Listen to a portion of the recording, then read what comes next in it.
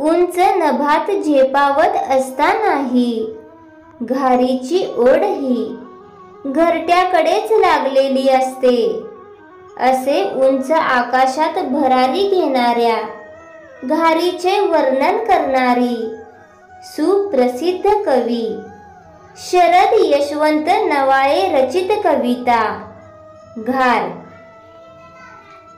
घार नभात नभात, घार नभात नभात, लक्ष तिचं चोहीकडं, डोळे लागतील घरट्याला, डोळे लागतील घरट्याला, घेई पिलांचा ती वेध, घेई पिलांचा ती वेध, घेई पंजात पिलांना, घेई पंजात पिलांना, नेई दूर नभावरी, देई सोडून जीवाला, देई सोडून जीवाला, झेल येण्याआधी धरणीवरी, घेई कठीण परीक्षा, घेई कठीण परीक्षा, तुझ बाप तुझ आई, पंख मजबूत करण्या, पंख मजबूत करण्या, आई तुझ साथ देई,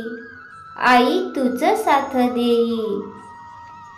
घन भरून ते आले, घन भरून ते आले, गार वाऱ्याच्या सोबती, गळे पावसाचे थेंब, गळे पावसाचे थेंब, झाली पिल्ले ओलचिंब, झाली पिल्ले ओलचिंब.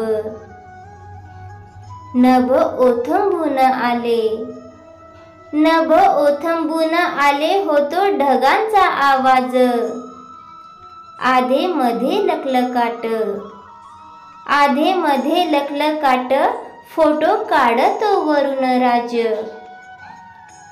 येती पावसाच्या सरी, येती पावसाच्या सरी, झाडा वेलींच्या खोडांना फुटे नवीन पालवी.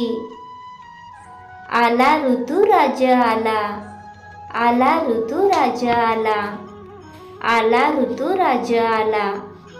धन्यवाद.